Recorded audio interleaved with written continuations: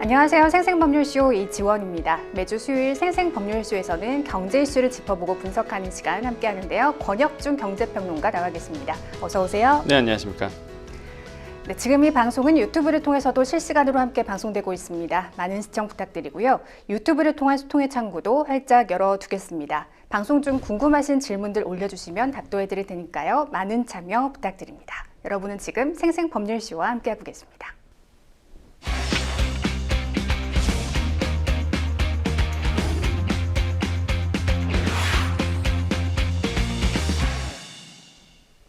지금 가장 핫한 경제 분야 이슈를 알아봅니다. 생생 키워드 시작하겠습니다. 첫 번째 키워드부터 만나보시죠.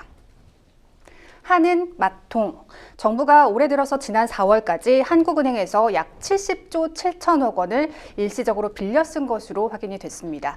정부가 돈을 빌려 쓴다. 좀 놀란 분들 계실 수 있을 텐데요. 정부가 일시적인 대출을 이용하는 것 자체는 정상적인 재정 운영 수단이죠. 네, 맞습니다. 정부도 마이너스 통장이 있습니다. 많은 분들이 이제 잘 모르실 수도 있는데요. 정부도요, 사실상 세입과 세출의 그 균형을 맞추기 위해서 일시적으로 모자란 부분을 한국은행으로부터 이렇게 돈을 빌릴 수가 있거든요. 우리가 이런 거를 대정부 일시 대출 제도라고 보통 얘기하는데, 우리 자막에도 나오고 있죠. 그래서 정부도요, 은행 쪽으로 한국은행으로부터 이제 돈을 좀 빌려올 수가 있다. 그래서 일단은 빌린 다음에 나중에 이제는 메꿔놓게 되죠. 이제 다시 갚는 부분이라고 보시면 되겠고, 정상적인 사실 운영 부분이다라고 말씀드릴 수 있습니다. 정상적인 대출 제도지만 정부가 대체 얼마를 빌려 썼느냐는 관심의 대상이 될 수밖에 없는데요. 올해 들어 4개월간 70조 7천억 원. 이게 연도별로 같은 기간을 비교해보면 굉장히 높은 수치라고 합니다. 경제가 어려운 상황이긴 합니다만 이렇게 많은 돈을 빌린 배경 좀 살펴볼까요? 그렇죠. 이게 중요한 게 빌려 쓸 수는 있는데, 네. 우리 항상 그러잖아요. 이게 저도 마찬가지고 어떤 개인이든 간에 이 사람이 마이너스 대출을 많이 쓴다, 마통을 많이 쓴다 그러면 뭔가 재정적으로 어렵다, 하게 되죠. 뭔가 문제가 있구나 네. 이렇게 보잖아요. 근데 이제 빨리 빌려서 빨리 갚으면 모르겠는데 이게 금액이 커지면은 문제겠죠. 그래서 네. 이 금액이 어느 정도 되느냐라고 본다 그러면 이 1월부터 4월까지의 통계를 봤더니 이 금액이 15년 만에 이제 최대치라고 얘기합니다. 지금 보고 있지만 70조 7천억 원이거든요. 그러니까 이제 15년 만에 이제 최대치로 지금 빌려놓은 상태다 이렇게 보시면 되겠고, 네. 이게 어느 정도냐면 역대급 세수 펑크가 났었던 게 이제는 지난해였습니다. 네. 지난해 1월부터 4월까지를 비교를 했을 때도 이게 한 10조 원 정도가 더 많고요. 그 다음에 코로나 시대 때 2020년도였죠. 그 당시에 엄청나게 재정 지출 늘렸거든요. 왜냐하면 어려우니까. 심각했으니까요. 네. 예, 어려우니까 이제 재정 지출 늘렸는데 그때보다 무려 2.7배. 예, 지금의 이 1월부터 4월까지가 해서 정부 입장에서는 그만큼 이제 상반기에 집중해서 지출을 좀 늘려야 할 필요가 있었다라는 거죠. 그럼 말씀드린 것처럼 경기가 너무 어렵다 보니까 정부가 상반기에 많이 쓰겠다고 예고한 상태였어요, 작년부터. 네네. 그래서 상반기에 집중적으로 예산을 썼다. 근데 부족하니까 이제는 마이너스 통장 형식의 일시적 대출 제도를 이용해서 돈을 빌려서 지출을 했다 이렇게 보시면 되겠습니다. 이제 문제는 이자입니다. 빌려 쓴 금액이 많을수록 그 이자 금액도 상당하지 않겠습니까? 그렇죠. 똑같아요. 이게 네. 정부나 개인이나 똑같습니다. 우리가 이제 돈을 빌렸을 때 당연히 그 빌린 만큼의 이자를 지불하잖아요. 네. 돈의 값어치니까. 마찬가지로 정부도 한국은행 측으로 이제 이자를 내야 됩니다. 당연한 얘기고요. 그러다 보니 한국은행, 그러니까 정부 입장에서는 사실상 이제 부담스러울 수밖에 없는데, 이게 올해 1분기에 발생한 일시대출 이자만 놀라지 마십시오. 이게 445억 3천만 원이라고 합니다. 이자만요. 네, 이자만. 그래서 445억이고 1분기만에 그래요, 지금. 그래서 올해 정부가 봤을 때 지난해 통계가 있어요. 지난해는 그러면 같은 마이너스 통장 써서 얼마 이자를 냈냐 봤더니 2,092억을 냈습니다. 작년에. 네. 그래서 이렇게 대정부 일시 대출금 이자액이 좀 나오잖아요. 그래서 그 정도로 사실상 이제 많이 냈어요. 지금 보시면 아시겠지만 2023년 합계가 2,092억 원이었고 2023년이 1,500억 원 정도 됐었거든요. 네. 보시면은 후uk 늘어나죠. 예, 후uk 늘어났습니다. 거의 2배 수준으로 늘어났습니다. 예, 그래서 현 정부 들어와갖고 네. 현 정부도 아니죠 이제는. 아무튼간에 그 윤석열 정부 들어와서 실상 이 마이너스 대출이 좀 많아졌다라는 거죠. 그만큼 네. 이제 재정 지출에 일시적으로 좀 늘어났다는 부분 좀 보시면 되겠고, 이런 점들이 이제 좀 눈에 띈다라고 생각을 해봐요. 그래서 특징은 거죠. 이제 사실상 이제는 돈을 자주 빌리잖아요. 그다음에 크게 빌린다라고 본다면 뭐가 문제가 생기느냐? 돈을 빌려서 정부는 이제 쓰려고 하는 거거든요. 네. 그럼 시장으로 이렇게 유동성 푼단 말이에요. 네. 그러니까 시장의 유동성이 좀 늘어나요. 이거 빨리 회수하면 모르겠는데, 그럼 유동성 늘어나면 물가가 또 다시 한번 뛰는 게 있거든요. 물가 관리가 좀 어려워지겠죠. 예, 그래서 이게 오래 이 금액을 놔두면 안 됩니다. 그러니까 빨리 회수를 해야 되는데 금액이 많아지거나 유동량이 많아지면 안 된다는 거죠. 그래서 이런 어떤 문제점은 좀 가지고 있습니다. 그런데 이제 평론가님, 정부가 이렇게 부족한 재정을 한국은행 일시차입에만 의존을 하게 되면 국회나 국민이 재정 상황을 좀 투명하게 파악하기 힘들지 않겠습니까? 예, 네 가지 문제가 있어요. 금방 말씀하신 것처럼 만약에 이게 점점 금액이 늘어나고 그 다음에 기간이 길어진다라고 본다 그러면 첫 번째는 말씀하신 것처럼 투명성이 좀 약화되는 부분이 있습니다. 왜냐하면 사실상 이제는 예산이라는 거는 국회의 심의를 통해서 사실상 결정이 되는 건데 이게 일시적 대출이잖아요. 그러니까 뭐 심의 없이 진행하거든요. 정부가 언제든지 네. 뺏어 쓸 수 있는 거니까. 그러니까 눈에 보이지가 않아요. 예, 이런 부분도 있고 두 번째가 이제 부채 관리가 안 되는 겁니다. 그러니까 통계가 왜곡이 돼요. 그러니까 눈에 보이지 않다 보니까 그렇죠. 이게 우리 쪽에서는 숨은 부채라고 얘기하거든요. 네. 어차피 정부가 갚아야 돼요. 정부가 갚아야 되는 돈인데 이게 뺏어 쓰다 보니까 이게 심의도 없고 그다음에 눈에 보이지도 않고 그래서 숨은 부채가 점점 더 많아질 수 있다라는 거 이런 좀 우려스러운 부분이 있고 세 번째로는요 한국은행의 독립성이 훼손이 되죠. 한국은행은 물가 관리가 1순위거든요. 네. 근데 생각해 보십시오. 정부가 지금 어렵다고 해갖고 네. 한국은행으로 돈을 빌린단 말이에요. 그러면은 사실상 통화 정책이 있고 재정 정책이 있는데 재정 정책을 보조하는 수칼로 사실 통화 정책이 되거든요. 그럼 안 되죠. 이게 독립적으로 가야 되는데. 그러니까 마치 이제 한국은행이 정부에 끌려가는 듯한 모습을 그런 보일 수가 모양새가 있어서 있네요. 네. 한국은행의 독립성 훼손도 일어날 수 있고 무엇보다 일단 돈을 빌렸으니까 또 유동성이 늘어나는 부분 이런 것도 한국은행 입장에서는 부담스러울 수밖에 없어요. 물가 관리해야 되는데 물가가 안 잡히면 안 되잖아요. 이런 문제도 있고요. 마지막으로 이제 인플레이션의 위험이 있죠. 말씀드린 것처럼 이게 너무 오래 끈다 그러면 중장기적으로 보면은 물가를 다시 한번 자극하게 됩니다. 왜? 돈을 빌려서 시장이 풀어버리니까. 그러면 이거는 한국은행 입장에서는 통화량 조절을 통해서 컨트롤이 될 텐데 이게 또 한국은행 역할이 아니잖아요. 또 네. 재정 지출은 뭐 정부에서 하는 거다 보니까 그래서 이런 것들도 이제는 관리가 안 된다는 점. 그래서 뭐 올바른 뭐 재정 운영 수단이기도 하지만 그래도 이 양이 많아지면 안 된다는 거 다시 한번 말씀드립니다. 그래서 한은에서 차입하는 대신에 재정증권을 활용해야 된다는 목소리도 나오고 있더라고요. 네. 그럼 그렇게 되면 좀 이자 부담이 좀 커질까요? 너무 짧으니까요, 기간이. 그렇죠. 근데 재정증권을 만약에 이용한다라고 본다 그러면 사실 한국은행 입장에서도 저는 부담스러울 거라고 봐요. 그러니까 정부 입장에서는 그럼에도 당연히 뭐 좋을 수는 있겠죠. 네. 근데 한국은행 입장에서도 어차피 똑같이 유동성 푸는 건 똑같거든요. 그래서 제가 봤을 때도 사실상 이 양이 항상 뭐든지 그렇습니다. 적당하면은 문제가 없는데 그 양 자체가 컨트롤이 안 될 정도로 그 다음에 일시적으로 많아진다라고 본다 그러면 뭐 물가에 영향을 미칠 수밖에 없기 때문에 그런 점들은 좀 주의해야 되지 않을까 저는 그렇게 생각하고 있습니다. 그럼 이어서 다음 생생 키워드 만나보시죠. 예대 금리차 역대 최대. 예대 금리차는 은행이 돈을 빌려주고 받는 대출 금리와 예금자에게 지급하는 금리 간의 격차를 말하는데요. 이 차이가 최대라는 건 예금은 해봤자 이자는 찔끔 주고 대출을 해주는 은행만 돈방석에 앉는 구조라는 거 아닙니까? 그렇죠. 이게 예대 금리 차, 그러니까 대출과 예금 금리의 그 차이라고 보시면 되겠는데, 네. 이 은행연합회에서 이제 통계를 내놨습니다. 그럼 예대 금리가 어느 정도가 되느냐, 그 금리의 차가 봤을 때 5대 시중은행의 이제는 예대 금리 차가 나오거든요. 네. 이 예대 금리 차가 가장 많았던 게 이제는 NH농협이었습니다. 이게 1.55% 1.55% 정도가 벌어져 있는 거예요. 한마디로 대출 금리가 이제 더 많은 거죠. 네. 예금 금리보다. 그러니까 은행 입장에서는 수익은 대출 금리인 거고요. 은행 입장에서 이제 나가야 될 돈은 이제 예금 금리인 거죠. 그러니까 사실상 나가는 것보다 수익이 많아지면 당연히 은행 입장에서는 이득인 거죠. 네. 이게 예대 금리 차입니다. 그러니까 농협은행이 제일 격차가 컸다라는 거. 그다음에 신한은행이 2위였고요. KB국민은행, 하나, 우리은행 순으로 이렇게 순위가 나왔습니다. 우리은행은 1.38%포인트 정도 이제 벌어져 있는데. 그러니까 사실상 이게 좁아지는 게 좋은 거죠.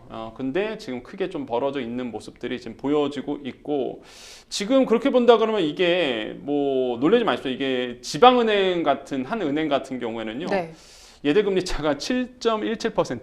그게 가능한 수치군요. 예. 그래서 그 도대체 이 대출 금리를 어느 정도 했길래 네. 도대체 이렇게까지 벌어지나라는 생각이 드는데 어쨌든 간에 그 정도로 은행들은 막대한 수익을 얻고 있다라는 거죠. 그래서 지금 가계 대출 증가가 다시 일어나고 있거든요. 시중 5대 은행에서.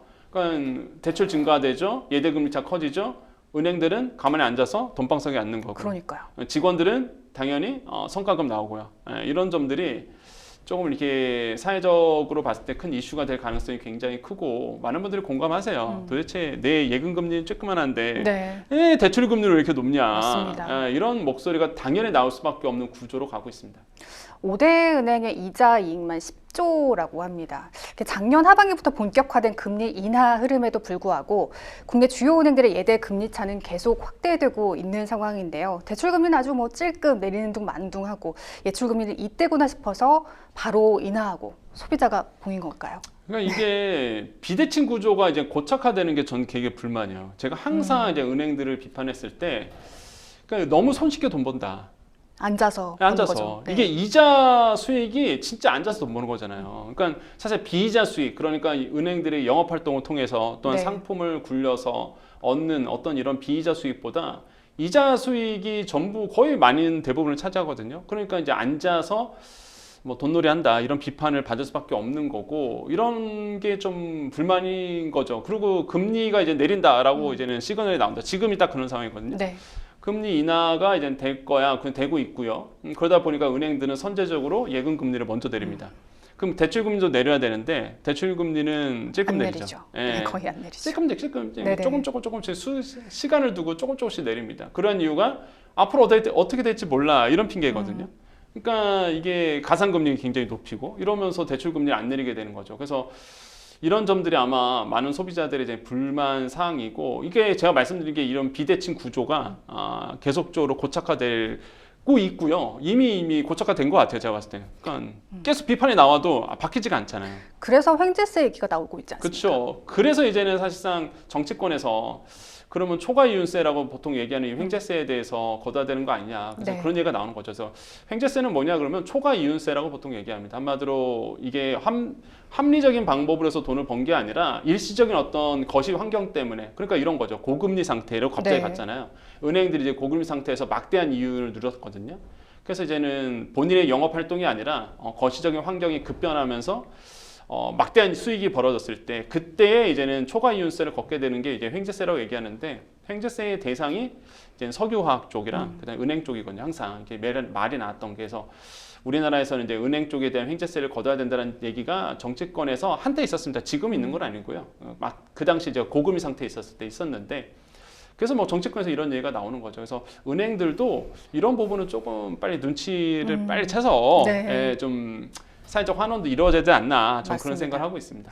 앞으로 가계대출이 더 늘어날 경우 예대 금리차가 더 높아지지 않을까 생각이 드는데요. 소비자 보호 장치가 필요하다고 보십니까? 저는 소비자 보호 장치 당연히 필요하다고 보여집니다. 네. 뭐 몇 가지를 저는 좀 뽑아왔는데 네. 그 첫 번째로 본다 그러면 일단은 구조적인 문제인 거예요. 그러니까 이제 가상금리가 은행들이 계속적으로 붙이는 거거든요. 그러니까 네. 대출금리는 은행들의 기준금리에다가 그 다음에 이제는 거기다 이제 가상금리 붙이고요. 그 다음에 이제 우대금리를 빼는 형식으로 해서 대출금리가 이제는 나오는 건데, 근데 여기서 이제는 뭐 계속적으로 보면 가상금리 계속 붙이잖아요. 뭐 여러 가지 이유만으로. 그래서 뭐 정부가 대출 막아라 그랬으니까 뭐 기준금리는 떨어지더라도 가상금리 붙여서 대출금리 유지하고, 그러니까 이런 것들에 대해서도 이제는 좀 비판의 목소리가 나와서 구조적인 문제를 좀 해결해야 된다라는 거. 그래야지만 사실상 이제 소비자 보호 측면에서 본다 그러면 중저신용자들이 사실상 좀 버틸 수 있거든요. 그러니까 만약에 이렇게 예대금리차가 계속 벌어진다 그러면 가장 피해를 보는 계층은요 중저신용자 분들이세요. 그러니까 이자가 너무 높거든요. 네. 리스크가 크다 보니까 은행 입장에서도 굉장한 센 이자를 요구하게 됩니다. 그러면 중저신용자들이 동거할 데가 없죠. 이 금융권 가요. 네. 이 금융권 가도 똑같습니다. 그럼 결국에는 사채 쓰는 거거든요. 사채 쓰면 그때부터 이제 악순환에 빠집니다. 그렇죠. 그러면서 악순환이 되면서 헤어나오지 못하는 거거든요. 그러니까 이런 어떤 시스템이 있기 때문에 소비자 보호가 정말로 저는 필요하다라고 좀 보시면 되겠고, 그래서 이제는 네 가지를 꼭 뽑아봤는데, 이제 예대금리 공시 강화해야 되는 부분, 그러니까 예대금리를 지금 공시하고 있지만 네. 더더욱 더 이제는 투명하게 보여줘야 된다는 부분, 그 다음에 금리 산정 체계를 좀 투명하게 해야 된다. 그러니까 은행들이 왜 가상금리를 붙였는지, 왜 우대금리를 뺐는지 이거를 투명하게 좀 밝혀줘야 된다는 거. 금리나 요구권이 좀 실질적으로 보상돼야 된다는 거. 그러니까 금리나 요구권은 여러분이 승진했거나 아니면은 뭐 자산이 늘어났거나 월급이 많아졌거나 신용도가 높아졌거나 이럴 때 당당히 은행에 가서 내가 받았던 대출에 대해서 금리 인하를 요구할 수 있는 권리입니다. 이거요 계속적으로 정부가 하라 하고 있고 은행들도 하겠다 했지만 홍보를 안 해요 은행들이. 그리고 네. 막상 가면 승인이 안 떨어집니다. 그렇군요. 네, 그래서 실질적으로 이거 보장해줘야 된다. 이거 좀 강력하게 요구해 보겠고요. 중저신용자 대상으로 해서 정책금융을 높여줘야 된다라는 거죠. 은행 가서 돈을 못 빌리니 이분들이 자꾸 사채시장 가서 악순환이 되니 정책금융을 늘려줘서 고금리로 빠지지 않도록 하는 것. 그래서 이 네 가지가 저는 뭐 중요하지 않을까 이렇게 보고 있습니다. 예대 금리차가 높아질수록 가계 소비 여력을 떨어뜨리는 문제가 발생하는 만큼 은행들도 이자 장사만 할 것이 아니라 평론가님 말씀해 주신 대로 사회적 책임을 좀 질 필요가 있어 보입니다. 이어서 다음 생생 키워드 만나보시죠. 영화 관세.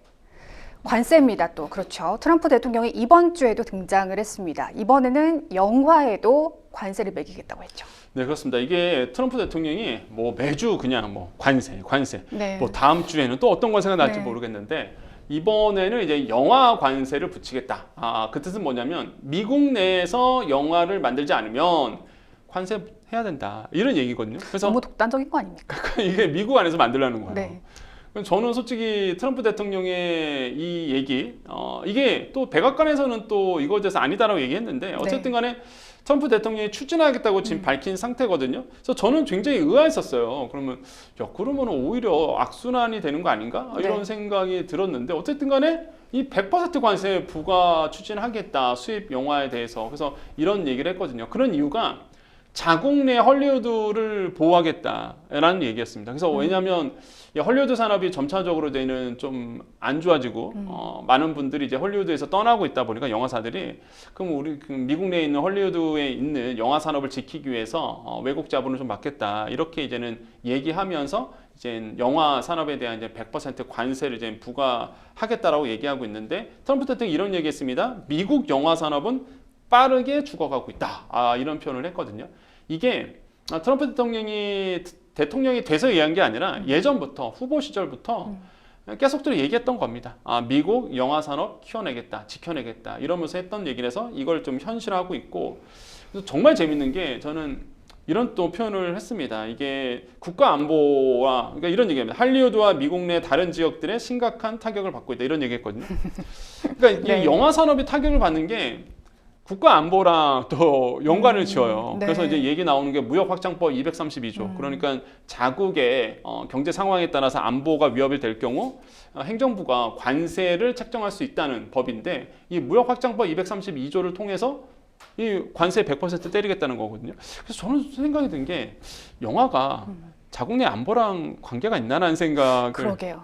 많이 생각이 들어요. 여기저기 다 갖다 붙이는 거 아닙니까? 그러니까요. 이게 영화가 막 혹시나 다른 외국산 영화 오면은 안보가 문제가 생기는 건가요? 그래서 저는 솔직히 의아한데 미국 안에서는 지금 트럼프 대통령은 무역확장법 232조를 행정부 백악관 쪽에서는 얘기를 하고 있거든요. 그래서 이런 점들이 조금 굉장히 의아하다라고 좀 생각을 해봅니다.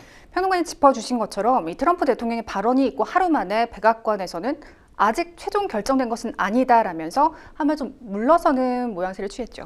당연히 물러설 수밖에 없을 것 같아요. 왜냐하면 저는 처음에 이제 트럼프 대통령의 그 소셜 미디어에서 그 얘기가 나왔을 때 저는 의아했던 게 그러면은 미국 안에서 영화를 만들어라. 외국에서 영화를 만들면 관세하겠다. 이 얘기잖아요. 그러면 그 영화가 자국 내에서 보여줬을 때 관세 100% 하겠다. 그럼 넷플릭스는 어떻게 될까라는 생각. 저는 그 생각이에요, 진짜. 그래서 그러면 OTT 같은 경우는 어떻게 되는 거죠? 외국에서 만들어질 텐데 대부분이. 그러면 자국 내에서 만약에 오징어 게임이 보여준다 그러면 그럼 넷플릭스에 관세 붙는 건가? 뭐 이런 생각이 붙어서 그러면은 미국 소비자들은 더 많은 돈을 주고 볼 거 아닙니까? 그래서 관련 업계에서도 불만이 터져나오고 있지 않습니까? 저도 그래서 그거 좀 이해가 안 되더라고요. 그래서 역시나 그 백악관에서 무슨 얘기를 했냐면 반대는 아니지만은 이걸 조금 더 시간 끌겠다, 알아보겠다라고 얘기를 했거든요. 그러니까 백악관에서도 이제 주워 담았던 이유가 이제는 세 가지라고 저는 생각을 해요. 첫 번째가 이제 지적재산권에 대한 관세가 과연 책정이 가능하냐 이 부분이랑 이 두 번째로는 아까 말씀드렸던 스트리밍 서비스, OTT 서비스도 이게 과연 관세를 붙여야 되느냐의 문제. 그냥 마지막 세 번째로 이게 제작비에 관세를 붙일지 아니면은 흥행 수익에 대해서 관세를 붙일지 참 애매하잖아요. 네. 그 요것도 아마 이제 정해져야 되는데 그래서 혼란스럽다고 보시면 되겠고 앵커님이 아까 잘 말씀하셨는데 그래서 이제 그런 거예요. 그러면 이제 헐리우드 산업 내에서는 지금 어떤 반응이 나오고 있느냐? 지금 외신들 종합해 본다 그러면 싫어한다고 하더라고요. 왜냐하면 지금 두 가지 이유가 있는데 첫 번째로 이제 이 시장 자체가 관세 때문에 더 위축이 될 수 있다. 이런 부분과 두 번째로 이런 거예요. 대부분의 헐리우드 산업이 그 외국에서 돈을 번다고 합니다. 자국 내에서 영화를 봐서 돈 버는 맞습니다. 것보다 외국에서 이제 영화 수입이 더 많다고 해요. 그러면은 그 헐리우드 산업이 더 망가질 수 있잖아요. 그래서 헐리우드 안에 있는 많은 관계자들이 이렇게 강하게 갈 줄 몰랐다. 이런 표현을 썼다고 합니다. 그래서 미국 내에서도 지금 이 영화 산업에 대한 관세 문제가 지금 뭐 뜨거운 이슈로 되고 있고요. 여러분 생각해 보시면 됩니다. 이게 우리나라에 정말로 좋은 오징어 게임이라든지 굉장히 좋은 영화들이 되게 컨텐츠가 많잖아요. 많죠. 예, 시리즈물도 많고. 네. 그러면은 미국 소비자들은 더 많은 돈을 내고 그거를 봐야 돼요. 우리 입장을 보십시오. 우리 입장에도 만약에 우리가 관세가 높아진다 그러면 외국에 있는 헐리우드 영화라든지 좋은 영화들을 더 많은 돈을 주고 낸다고 한다 보면 여러분 불만 없으시겠어요? 당연히 불만이 있죠. 미국 내에서도 지금 똑같다는 거죠. 지금 미국 국민들이 이 관세 때문에 불만이 많다. 이렇게 좀 생각을 해보면 되겠습니다. 네. 지금 의약품 관세와 관련한 내용도 2주 내에 공개될 것이라고 밝혔는데요. 반도체 관세도 조만간 발표되겠죠. 네, 이게 시리즈에 그냥 줄줄이 계속 있습니다. 그래서 뭐 네. 자동차 관세도 그렇고 부품 관세도 그렇고 지금 뭐 조금 희망을 심었다가 이제는 사실상 희망도 꺾이기도 하고 이번에도 마찬가지죠. 반도체 관세도 대기하고 있고요. 의약품 관세도 이제 조만간 발표할 거다 이런 얘기를 했습니다. 그래서 의약품 관세에 대해서 2주 안으로 이거를 발표하겠다, 공개될 거다라고 이제는 트럼프 대통령이 이제는 5일에 좀 밝혔는데 사실 이것도 약간 애매합니다. 이게 그 의약품이라는 게 의약 원료가 있고요. 네. 완제 의약이 있어요. 그쵸. 그러니까 이 둘 다 갈지 아니면 원료는 뺄지 이것도 정해지지 않았거든요. 그래서 과연 어떻게 또 트럼프 대통령 입에서 나올지가 굉장히 좀 중요한데 결국에는 트럼프 대통령 입장에서는 자국 내에 있는 의약 제품에 대한 인센티브를 주고 그 다음에 이제는 다른 외국에서 오는 거에 대해서 관세를 부과하는 그런 행정명령에 서명하면서 조만간 이 관세에 대한 확정한 얘기를 하겠다고 밝혔기 때문에 시장에서는 이걸 또 초미의 관심사를 보고 있습니다. 근데 저는 굉장히 부정적이에요. 이거 제가 봤을 때는 만약에 의약 완제품이라든지 네. 원료에 대해서 만약에 부과 관세가 뭐 진짜 말 그대로 100% 된다 그러면 난리가 날 것 같아요. 왜냐하면 IT 전자 제품이야. 사실 뭐 안 써도 되잖아요. 사실 좀 네. 불편하잖아요. 불편할 정도인데 의약품이 만약에 수급이 잘 안 된다. 라고 생각한다 그러면 난리가 나죠. 난리가 나죠. 네. 이거 건강과 직결되는 문제다 보니까 맞습니다. 그래서 아마 이게 트럼프 대통령의 공약이 싼 약을 제공하겠다는 거였는데 이게 현실화될 가능성이 굉장히 멀어지는 거죠. 그래서 와 이게 과연 현실화될지 관세가 돼서 과연 어떻게 될지 이거는 좀 보셔야 되겠고 이거야말로 정말 무리수지 않을까 저는 그렇게 생각을 하고 있거든요. 그래서 이런 부분에 대해서 좀 보고요. 지금 이제 자막도 나오고 있지만 미국 공급망의 안정을 기여하는 이제 한국 의약품에 대한 관세는 불필요하다라고 해서 정부의 의견서에 우리가 냈습니다. 이거는 이제 상무부에 우리가 이제 제출했던 부분인데 그래서 우리가 이제는 이런 2+2 때 얘기 나왔던 내용이지만은 우리의 어떤 수출이 미국에 수출 가는 것이 그 미국의 안보와 그 다음에 미국 경제에 도움이 됐지 손해를 되지는 않는다. 네. 이렇게 이제 어필을 했거든요, 사실. 그래서 그런 관점에서 의약품도 마찬가지죠. 우리나라도 미국 쪽으로 의약품 수출 많이 하거든요. 그러니까 도움이 된다. 우리나라의 의약품이 미국 소비자를 건강을 지키는 데 도움이 되지 악재는 아니라는 거를 이제 어필하고 있습니다. 그래서 이런 부분에 대해서 계속적으로 우리가 좀 설득을 해야 되지 않을까 이렇게 보고 있습니다. 한편 이번 주 시장의 눈은 미국 연준을 향해 있습니다. 트럼프 대통령이 그동안 기준금리 인하를 요구를 했는데 이번에는 동결의 무게가 실리더라고요. 네, 뭐 이미 뭐 시장에서는 동결로 지금 이제 예상을 했고요. 네. 곧 나옵니다 이제. 네. 그래서 FOMC 통해서 이제는 곧 금리가 이제 결정이 될 텐데 지금 이제 시장에서는 동결로 이제 예상을 하고 있습니다. 5월달에 이제 동결 가고 그 다음 부터 시장 상황을 볼 텐데, 그래서 시장에서는 지금 관심 있어 하는 거는 금리의 결정이 아니라 파월 의장의 이제 목소리인 거죠. 그래서 어떤 걸 주목하느냐, 첫 번째로 금리 인하 시점에 대해서 언급할까, 이 부분을 이제는 시장에서는 주목하고 있고, 두 번째로는 트럼프 행정부의 이 관세 정책이 지금 이제는 거시경제라든지 실물경제에 어떤 영향을 주고 있는지 파월 의장의 생각, 어떻게 바라보고 있는지 네. 보고, 그다음에 세 번째로는 성장 전망에 대한 의견, 이 세 가지를 이제 주목을 하고 있어요. 과연 파월 의장 목소리가 어떻게 나올지, 이 세 가지 관점에서 프레임에서 봤을 때, 네. 그래서 만약에 부정적으로 나온다 그러면 사실 주가가 좀 흔들릴 가능성이 있고요. 생각보다 견고하다, 미국 경제가 견고하다, 이런 얘기가 나오면 아마 이제는 좀 시장의 부담이 덜할 수도 있겠죠. 그래서 이런 파월 의장의 목소리가 굉장히 중요하고요. 되게 아이러닉하게도 미국 경제의 펀더멘탈이 최근에 이제 일자리 수가 나왔는데 예상보다 더 좋게 나왔어요. 그러니까 일자리가 더 많습니다. 그러니까 고용 지표가 더 네. 좋게 나왔거든요. 네. 그리고 또 좀 의아하긴 해요. 관세 정책 때문에 영향을 이제 본격적으로 미칠 텐데 이런 점들도 눈에 띄고, 그다음에 또 한 가지가 이제 서비스업 구매 관리자 지수인데 이게 50이 넘어가면 확장이고요. 50보다 미치면은 사실상 축소거든요. 그러니까 이게 제조업 구매 관리자 지수가 있고 서비스업 구매자 관리 지수가 있는데 요번에 이제 서비스업인데요. 이게 51.6 이렇게 나왔습니다. 그러니까 확장 구조예요. 네. 이것도 사실 좀 아이러닉합니다. 왜냐하면 관세 때문에 지금 영향을 미치고 있는데 제조업 측면, 이게 제조업 지수는 구매 관리자 지수는 사실 선행 지수거든요. 네. 요게 이제 확장 기조로 갔다라는 것도 좀 선행지수인데도 아이러닉해요. 아직 반영이 안 돼요. 그래서 그럴 수도 있어요. 그러니까 네. 트럼프 관세가 아직 실물 경제 쪽으로 아직 이렇게 막 이제 가고 있는 추세인데 확실하게 영향을 받지 않았다라는 이제 평가도 나오긴 나오는데, 그래서 시장에서는 이런 거를 좀 더 이제는 확인을 해야 된다, 이런 목소리가 나오고 있습니다. 최근 트럼프 대통령이 방송에서 중국에 대한 관세를 향후 인하할 계획이 있는 듯한 그런 발언을 했습니다. 미국과 중국 간의 협상 기대감 가져봐도 될까요? 이게 저는 빨리 타결이 됐으면 좋겠어요. 그러니까요. 네, 제발. 좀 빨리 네. 타결이 돼서 좀 우리나라의 경제에도 맞습니다. 좀 불확실성이 좀 거쳐졌으면 좋겠는데, 지금 너무 시장이 좀 당황했던 게 이런 거였습니다.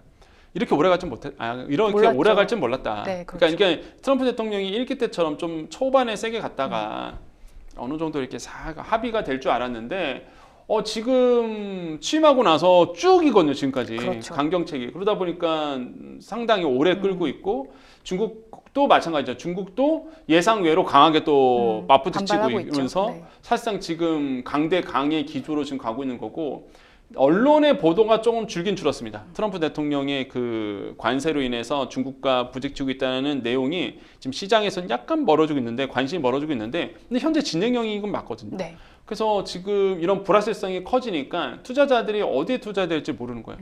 지금 오르고 있는 건 금밖에 안 오르요. 금 또 올랐습니다. 이번에 2% 어제 또 올랐더라고요. 그래서 야, 이거 오르는 건 금밖에 없구나. 안전자산 믿을 만한 건 금밖에 없나? 반짝반짝 금을 사셔야 되나? 이런 생각이 드는데, 네. 그러니까 그만큼 지금 시장이 불안하다는 거예요. 그렇죠. 투자자들이 이제 돈 투자할 데가 없다 보니 일단은 금에 대한 투자가 더 늘어나는 거고, 그래서 지금 트럼프 대통령은 약간 유화적인 제스처를 합니다. 그래서 어느 시점에 가서는 사실 관세를 낮출 거다, 이렇게 유화적인 제스처를 취하고 있지만 중국은 믿진 않죠. 호락호락하지 않죠, 중국은 절대.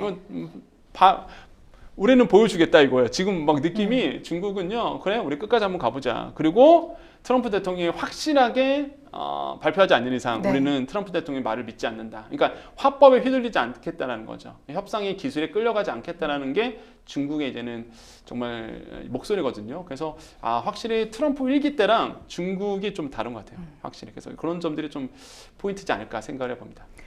지금까지 생생 키워드 만나봤고요. 저희는 뉴스픽스로 다시 돌아오겠습니다. 여러분은 생생 법률쇼와 함께하고 계십니다.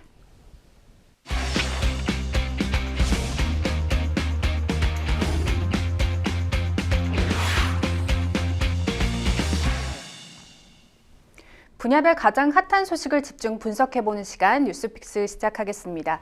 매주 수요일 경제 분야 주요 이슈들을 짚어보고 있는데요. 오늘 만나볼 첫 번째 주제는 26조 체코 원전 서명 직전 날벼락입니다. 체코에서 26조 원 규모의 신규 원전 수주 계약식이 현지 시간으로 7일 열릴 예정이었는데요. 갑자기 날벼락 같은 소식이 전해졌습니다. 한수원의 체코 두코바니 원전 5, 6호기 건설 사업에 대해 체코 법원에서 최종 사업자 선정 계약을 중단하라는 명령이 내려진 건데요. 어찌된 영문일까요? 저는 어제 이제 속보가 딱 나오더라고요. 네. 갑자기 이제 속보가 나오면서 이제 체코의 지방 법원에서 이제 가처분 인용을 했다. 가처분 인용했다는 거는 이제는 프랑스 전력공사에서 야, 이 계약 하면 안 된다라고 가처분 신청을 한 거고 네. 지방 법원에서 그걸 인용을 했다는 거죠. 그렇게 된다 그러면 체코와의 우리나라의 원전 계약이 이제는 밀릴 수밖에 없습니다. 근데 이게 이 흐름을 봐야 돼요. 무슨 얘기냐? 드코바니 원전이 있습니다. 아무튼간에 체코가 원전 건설을 하려고 했었어요. 근데 거기에 이제는 3파전이었습니다. 미국과 프랑스와 우리나라 이제 3파전이었다가 우리나라가 우선 협상 대상자로 선정이 됐어요. 그러면 생각해 보시죠. 프랑스와 미국이 가만히 있겠어요? 난리가 났죠. 발목을 잡아야죠. 네, 발목 잡고 네. 이거 흔들어야죠. 무효다. 네. 무효다. 그러면서 실제 그렇게 했어요. 또 프랑스나 미국이. 근데 이제 미국과는 우리가 좀 타협을 했고요. 네. 합의를 했고. 근데 프랑스가 이제 계속적으로 독과점 문제를 얘기하면서 이 문제에 대해서 이제는 계속 딴지를 걸었었거든요. 네. 근데 사실 이게 좀 어느 정도 해결될 줄 알았는데 지금 해결이 안 된 거죠. 한마디로 지방법원에다가 네. 이 협상을 막아달라고 해서 이거는 프랑스와의 어떤 그 지재권 이게 해결되지 않았기 때문에 계약하면 안 된다라고 이제 가처분 신청을 했던 거고 이거를 법원에서 인용하면서 사실상 7일 날 다 모여서 도장 찍기로 돼 있는데 네. 이거를 이제는 연기가 된 거죠. 그래서 네. 뭐 한 언론에서는 사실상 이런 거죠. 연기냐 취소냐 이렇게 봐야 되는데 어떤 언론사는 취소라고 그러고 어떤 언론사는 연기라고 그러는데 제가 봤을 때는 진짜 그 뉘앙스 차이가 굉장히 중요하죠. 취소가 될까 연기가 될까. 지금 보시면 아시겠지만 EDF 그러니까 이제는 프랑스 전력공사입니다. 유리한 판결을 나중에 이제는 받아도 만약에 지금 사인해 버리면 프랑스 전력공사가 공공계약을 따낼 기회를 잃게 되기 때문에 법원의 판단이 나오기 전까지는 한국과 체코가 사인하지 말아라 그 뜻이거든요. 결국에는 그래서 결국에는 지방법원의 가처분 신청 인용이 우리나라의 지금 체코 마지막 사인을 앞두고 연기를 시켰다 이렇게 보시면 되겠습니다. 지금 프랑스 전력공사 EDF가 가처분을 낸 사실도 이제야 알려졌는데요. 우리가 너무 촛불을 일찍 터뜨린 것이 아닌지 우려스럽습니다. 정부가 행정소송이 제기된 사실을 알면서도 계약 체결을 너무 서두른 건 아닐까요? 근데 이제 한국 입장에서는 사실 좀 억울할 만해요. 제가 봤을 때. 왜냐하면은 뭐 한국이 결정해서 한 거 아니잖아요. 체코 그렇죠. 당국이 행정부가 이제는 뭐 법적 문제는 없고 이제 사인해도 된다. 그래서 이제는 초청한 거거든요. 네. 체코 총리까지도 와서 그 자리에 있을 예상이었으니까 체코 내부에서도 아마 일단은 프랑스 전력공사가 얘기했던 그 전에 뭐를 사실 딴지를 걸었었냐 그러면 체코 이제는 독과점 기관에다가 이거에 대한 문제를 해달라고 했는데 이거 기각시켰거든요. 일단 체코 쪽에서 일단은 불공정 경쟁이 의심된다. 네, 그래서 이거 기각시켜서 이제 법적인 문제는 끝났을 거라고 했는데 딱 이제는 계약 체결하기 한 3일 전인가요? 그때 프랑스 전력공사가 네. 지방법원 그 지방법원에 이제는 이 가처분 신청을 낸 거예요. 네. 사인하지 말아라. 아까 이유는 나왔었잖아요. 그래서 이제는 나오고 있지만은 이 신청했는데 두 차례나 기각했기 때문에 이제 범적 문제는 끝났다고 판단했거든요. 그러니까 체코 정부도 그래서 우리나라의 산업부 초청을 한 장관이라든지 거군요. 네. 이거 초청했던 거고 네. 이제 사인하자. 근데 이제는 막상 그거 믿고 비행기 타고 갔는데 가는 도중에 이게 지금 지방법원에서 인용이 되면서 이제 연기가 된 거죠. 네. 그래서 한국 정부 입장에서도 뭐 할 말이 있을 것 같아요. 일단은 우리는 기다렸던 거고 한국은 기다렸던 거고 체코 쪽에서 문제 없어서 이제는 초청 행사를 했는데 그게 이제는 좀 어그러지다 보니까 좀 아쉬움이 좀 남고요. 그래서 한국은 이렇게 얘기하고 있습니다. 행정소송 이후에도 이제 체코 측과 계속적으로 소통하면서 현재 어떻게 진행되고 있는지 커뮤니케이션을 계속 하고 있었다라고 이제 얘기하고 있고 그래서 어쨌든 간에 결국에는 지금 이 상태에서 과연 취소가 될지 아니면 이게 연기일지 네. 이거는 정말 미지수다. 그래서 언제 또 이게 재개가 될지 좀 시간 오래 걸리지 않을까라고 저는 생각해 봅니다. 네, 지금 이 서명 중지 효력은 EDF가 제기한 가처분이 해제될 때까지 이어지게 되는데요. 우선은 일단 이주호 대통령 권한대행이 체코 정부는 입찰 평가 과정이 투명하고 법에 따라 진행돼서 문제가 없다는 입장이라고 밝혔습니다. 앞으로의 상황을 좀 지켜봐야 할 텐데요. 우리나라로서는 원전을 해외에 수출하는 것이 16년 만이었고 특히 유럽 시장은 처음인 만큼 기대가 아주 컸지 않습니까? 컸죠. 예, 작년에 이거 대대적으로 홍보했었습니다. 맞습니다. 정부가. 그래서 그 정도로 26조 원 사업이기도 하고 특히 의미가 있는 게 앵커님이 말씀하신 것처럼 유럽 시장에 첫 진출하는 사실 원전으로 보면 우리가 기술이 네. 이전받은 나라잖아요. 맞습니다. 예, 미국이나 아니면 나라부터 이렇게 이전받은 나라가 네. 이제는 또 수출하는 나라까지 되다 보니 상징성이 굉장히 컸고요. 16년 만에 대형 원전 수출 기대거든요. 그러니까 바라카 원전이 있었습니다. 아랍에미리트에 있던 바라카 원전이 우리나라에 이제는 한국형 경수로죠. 원자력으로 해서 이제 수출해서 쾌거를 이뤄냈었고 네. 16년 만에 또 이제 유럽 시장에 우리가 이제 처음으로 또 유럽 시장은 처음으로 진출할 그 앞두고 있었다가 이게 좀 흔들리다 보니까 굉장히 좀 아쉬움이 많이 남는 지금의 이제는 시기라고 보시면 되겠고요. 뭐 많은 분들이 그러실 거예요. 뭐 대기를 아마 희망해 볼 겁니다. 그래서 언제 됐든 간에 저는 분명히 이제 진행은 될 거다 이렇게 좀 보고 있습니다. 사실 프랑스 전력공사 EDF, 미국 웨스팅하우스와의 입찰 경쟁이 아주 치열했습니다. 작년에 생생법률쇼를 통해서도 전달해 드렸었는데 한국 수력 원자력을 주축으로 한 팀 코리아가 체코 측으로부터 최종 낙점을 받을 수 있었던 이유는 무엇이었을까요? 그러니까 우리나라의 이제 원자력 산업의 경쟁력 이거를 뽑을 수 있겠는데 이게 몇 가지가 있습니다. 첫 네. 번째로 보면 가격 경쟁력입니다. 그러니까 웨스팅하우스보다 일단 프랑스 전력공사보다 우리가 이제 가격 경쟁력에서 더 우수하다라는 거는 이미 그 바라카 원전 했을 때 입증이 됐거든요. 그렇군요. 아랍에미리트 네. 했을 때. 그래서 경쟁력이 있다. 한국형 경수로가 안정성도 있고 가격 경쟁력도 있다더라. 요걸 인정받았고 두 번째로는 이게 가장 중요했다라고 이제 체코에서도 얘기를 하고 있는데 공기 완수입니다. 그게 무슨 얘기냐면 그 공사 기간이 있잖아요. 네. 이거를 이제 준수를 정확히 한다는 거죠. 그러니까 원하는 가격에 네. 원하는 기간 안에 다 만들어준다. 누가 한국 기술력이. 그래서 이제 공기 준수 부분에 대해서 높은 평가를 받았거든요. 그래서 원하는 기간에 잘 만들어줄 수 있는 기술력을 가지고 있다는 거. 세 번째로는 기술력하고 운영 실적이죠. 그러니까 사실상 우리는 바라카 원전 아랍에미리트에 한번 수출했었잖아요. 네. 이거에 대해서 운영 실적도 있고요. 무엇보다 이제는 국제 기준을 준수하는 3세대 이상의 그 한국형 원자로입니다. 경수로 사업이다 보니까 이런 것들이 이제 세계적으로 인정을 받았다라는 것, 이런 점들이 이제 세 번째 이유고, 네 번째로는 이제는 정치 외교적으로 유연성이 있다는 거죠. 그러니까 우리나라는 이쪽도 아니고 저쪽도 아니에요. 사실상 외교 정책이 그래왔잖아요. 네. 그래서 러시아도 친하고 미국도 친하고. 맞습니다. 그러다 보니까 정치적으로 또한 사실상 이런 부분에 대해서 외교적으로 중립적 역할이다 보니까 이런 점도 어느 정도 좀 영향을 줬다라고 이제 판단해 볼 수 있겠고요. 다섯 번째로 그러면 또 체코에서 또 많이 우선적으로 봤던 부분이기도 한데 현지화 사업이죠. 그러니까 우리도 그랬습니다. 네. 우리도 우리가 원전을 만들 때도 미국의 기술을 갖고 왔었는데 똑같이 체코도 우리나라의 그 기술을 갖고 오고 싶어요. 그래서 이번에 두코바니 원전 만들 때 우리나라 기업보다는 현지에 있는 기업들이 좀 참여해서 네네. 현지화할 수 있도록 해달라는 게 요청이었는데 네. 또 그런 것도 잘해줍니다. 우리가 또. 예, 그래서 이런 것들이 이제는 영향을 줬다 이렇게 생각을 해봅니다. 근데 이제 이 상황을 좀 가만히 보고 있을 프랑스와 미국이 아니죠. 프랑스 EDF뿐만 아니라 미국 웨스팅하우스도 한수원의 원전 설계가 자신들의 원천 기술에 기반한다며 특허권 침해를 내세워서 소송을 제기했었습니다. 일단 한수원과 합의가 되면서 일단락이 됐었는데 웨스팅하우스에 로열티를 지불하는 것 아니냐 이런 얘기들이 있었거든요. 그러니까 이게 저는 있다고 봅니다. 개인적으로는. 어느 정도 부분을 의존하게 됩니다. 왜냐하면 네. 뭐 이미 언론에도 많이 보도가 됐지만 네. 우리나라의 한국형 원자로 같은 경우가 사실상 이제 미국의 기술을 받아서 발전시킨 건 맞거든요. 네. 원천 기술을 이제는 미국 측에서 이제 가지고 있는 거 맞고 특히 과거에 그 아랍에미리트 바라카 원전도 마찬가지였어요. 그 당시에 이제 웨스팅하우스가 또 소송을 걸었었거든요. 네. 근데 그때 어떻게 해결했느냐? 사업권을 좀 이렇게 뭐랄까요? 그 뭔가 뭐 하나 만들 때 웨스팅하우스 쪽으로 뭔가 이렇게 좀 줬었습니다. 로열티를 주고 네네. 아니면은 뭐 상품을 받던지. 그래서 이렇게 하면서 좀 진행이 됐던 부분이 있었거든요. 네. 그래서 아마 그런 부분이 이번에도 똑같이 아마 진행되지 않았을까라는 것이 아마 시장의 좀 판단이라고 보시면 되겠고. 네.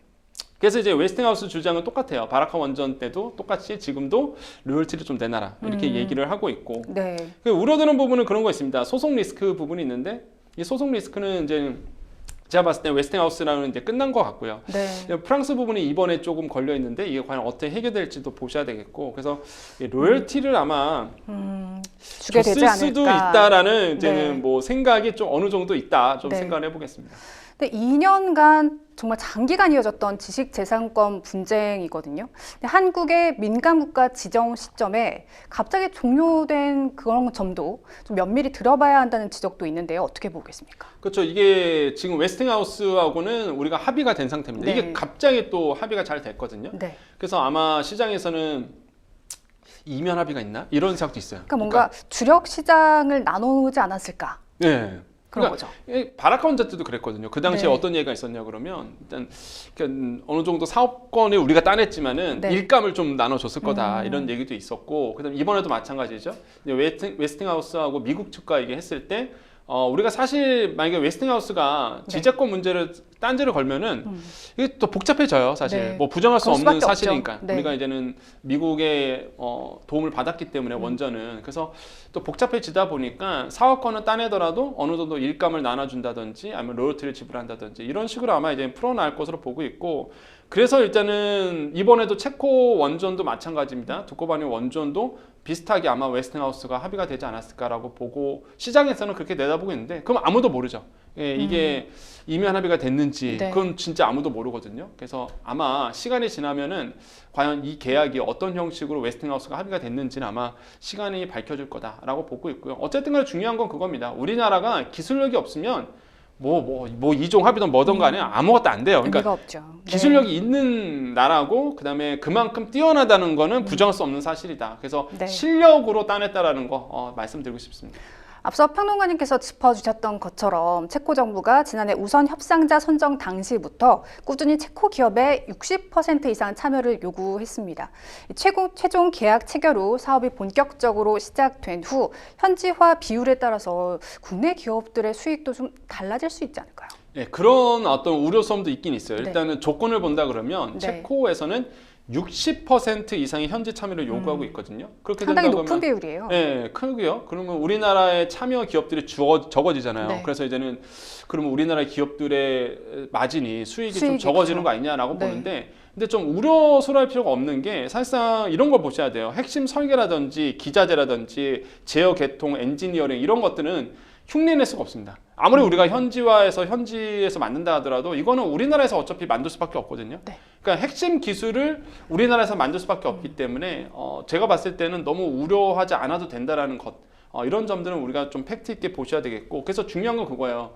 핵심 기술을 어느 정도 우리가 지켜내느냐. 네. 그거에 따라서 우리나라의 수익이 더 늘어나느냐 적어지느냐. 이건 앞으로도 마찬가지입니다. 이런 포인트로 이제 관점 포인트가 좀 있다고 생각을 해봅니다. 네. 최근 스페인과 포르투갈에서 교통, 통신, 금융 등 인프라를 마비시킨 최악의 정전 사태가 발생을 했죠. 또 원전에 대한 유럽 사회 인식도 달라졌고, 이번 체코 원전 수주권이 잘 성사가 된다면 앞으로 K 원전 입지가 좀 크게 넓어질 수 있지 않을까 기대를 해봐도 될까요? 저는 기대를 많이 합니다. 네. 왜냐하면 이번에 아시겠지만 스페인에 그 대규모 정전이 있었을 맞습니다. 때 저는 솔직히 깜짝 놀랐어요. 그렇게 암흑천지가 되다니. 네. 이 영상도 많이 보셨을 거거든요. 그러니까 만약에 우리나라가 그렇게 됐다고 보십시오. 산업 전체가 멈추는 거거든요. 그래서 이런 점들이 제가 봤을 땐 유럽 내에 가장 큰 불안감으로 다가왔다는 것. 그렇게 된다면 인식 자체가 변하는 거죠. 이게 기존에 있는 전력만 가지고는 지금 앞으로 미래 산업에 대한 전력 수요를 충당할 수 없겠구나. 그러면 이 인식 자체가 바뀌는 게 원전이 필요하다. 네. 원전이 이제는 계속적으로 개발할 수밖에 없는 구조로 간다는 것. 그러면 결국에는 원전을 이제 후순위 정체로 했던 나라들마저도 이제는 먼저 우선 정체로 쓰물 수 있는 거고, 그러면 이제 K 원전이 또 진출할 수 있는 기회, 요인이 생기는 거죠. 이런 점을 봤을 때는 우리나라의 원전 산업이 더 커갈 가능성은 굉장히 있다. 그래서 저는 개인적 생각이지만 원전 산업은 꾸준하게 우리나라가 키우는 것이 맞지 않을까, 네. 저는 그렇게 보고 있습니다. 지금 체코 현지를 방문 중인 안덕근 산업부 장관은 체코 정부가 큰 문제가 없을 것이라고 생각해 오늘 체결식에 초청한 것 같다고 밝혔습니다. 지금 공식 계약 이외에 예정된 MOU나 또 정부 대표단 회담은 그대로 진행되는 만큼 법률 검토를 마치고 문제 없이 수주가 성사됐으면 좋겠습니다. 자, 뉴스픽스 두 번째 주제로 넘어가 보겠습니다. 뉴스픽스 두 번째 주제는요, 평양냉면 2만 원 시대 임박입니다. 이제 곧 냉면의 계절입니다. 평론가님께서는 냉면, 평양냉면 좋아하시나요? 좋아합니다. 한때 많이 먹었어요. 아우, 그러시군요. 저희 또 제가 여의도 있다 보니까 네. 그 근처에 유명한 냉면집이 맞습니다. 있어요. 거기 알죠? 유명하죠. 예. 네. 맛있어요. 냉랭하니 맛있는데 네. 한때 많이 먹었다고 말씀드렸죠. 지금 비싸서 못 먹겠습니다. 그러니까 평양냉면이 소울푸드인 분들 정말 많으신데요. 실제로 유명 평양냉면 전문점 대부분 가격이 15,000원이 넘는다고 합니다. 더 이상 서민 음식이 아닌데요. 게다가 평양냉면의 주재료인 메밀의 경우 가격이 내렸거든요. 그런데도 평양냉면 가격은 오른 이유 어디에서 찾을 수 있을까요? 일단 평양냉면이 오르는 이유는 역시나 인건비 중심으로 좀 보셔야 되겠다. 인건비만으로도 그렇게 오를 수 있나요? 그 다음에 이제 기자재 모든 게 다 올랐다. 그러니까 물가 자체가 많이 올랐어요. 특히 네. 냉면 같은 경우는요 예전부터 좀 비쌌습니다. 그러다 보니까 지금의 환율 올랐죠. 그 다음에 인건비 많이 올랐죠. 그러다 보니까 냉면 자체가 더 많이 이제 오를 수밖에 없다. 왜냐하면 그럴 거밖에는 설명이 안 돼요. 원자료 가격이 떨어졌는데 계속적으로 물가가 높아지고 있다는 측면이 영향을 줬다라고 저는 생각을 해보겠고요. 지금 15,000원 얘기하셨잖아요. 거의 뭐 18,000원, 2만 원 정도 하지 않습니까? 우리나라 시급이 지금 최저 시급이 50원이잖아요. 그러니까 2시간이 돼요. 한 그릇 먹으려고 2시간이 그러니까요. 이게 그 정도로 사실 평양냉면 네. 가격이 크게 올랐는데 이게 냉면만 오른 게 아니거든요. 지금 뭐 짜장면가, 칼국수가 다 네, 올랐습니다. 맞습니다. 그러면서 실제 물가가 먹는 물가가 지금 굉장히 많이 올랐다라는 것 여러분 아마 다 체감적으로 느끼실 것 같다는 생각을 하고요. 네. 이게 나오고 있죠. 메밀 중도매 가격이 오히려 내렸습니다. 1년 전보다. 그러면 사실 음식값이 내려가야 되잖아요. 근데 네. 음식값은 절대 내려가지 않습니다. 왜? 그러니까요. 이외의 것들이 오르거든요. 특히 인건비 아시잖아요. 최저시급 계속 오르면서 사실상 오르게 되고요. 뭐 인건비만 오르나요? 임차료 등도 계속 오르게 됩니다. 네. 그러다 보니 우리나라의 이제 인플레이션 압박 때문에 모든 게 다 올랐기 때문에 사실상 이제는 냉면 가격이라든지 먹는 물가가 계속적으로 높아지고 있다라고 생각을 해봅니다. 네. 말씀해 주신 대로 사실 가격이 오른 것은 냉면뿐만이 아니라 뭐 백반, 짜장면, 뭐 김밥 다 올랐습니다. 소비자 물가 상승률이 넉 달 연속 2%대를 유지하며 안정화되고 있긴 한데요. 먹을거리 물가는 여전히 오름세를 이어가고 있습니다.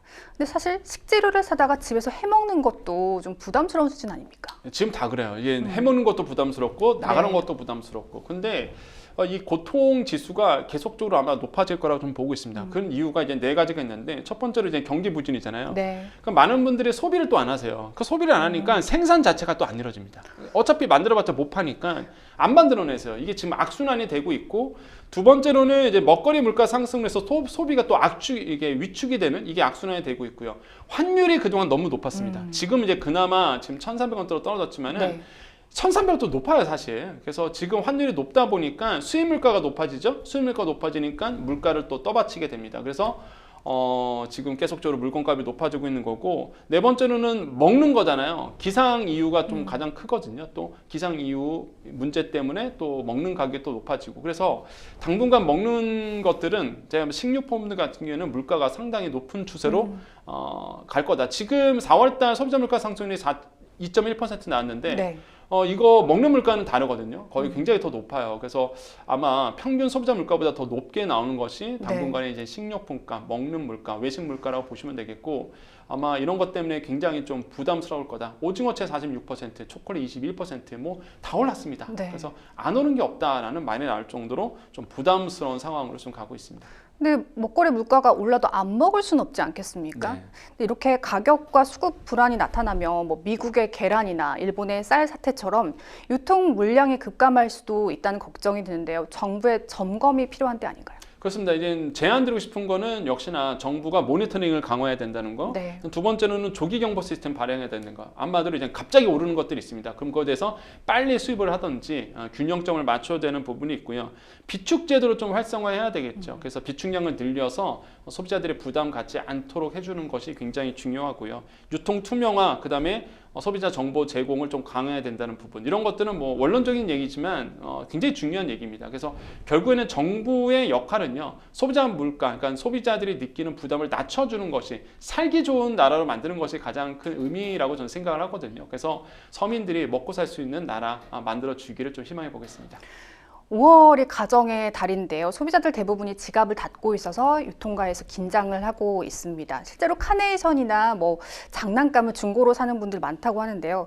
이 불황 속 가정의 달의 새로운 풍속처럼 보이는데 한편으로는 씁쓸함을 감출 수가 없네요. 네, 그렇습니다. 지금 뭐 나오고 있는데 중고 거래 이렇게 나오고 있잖아요. 네. 카네이션도 이제 중고 거래를 하고는 있습니다. 그 정도로 이제 조금 경기가 안 좋다라는 게 좀 보여지게 되고요.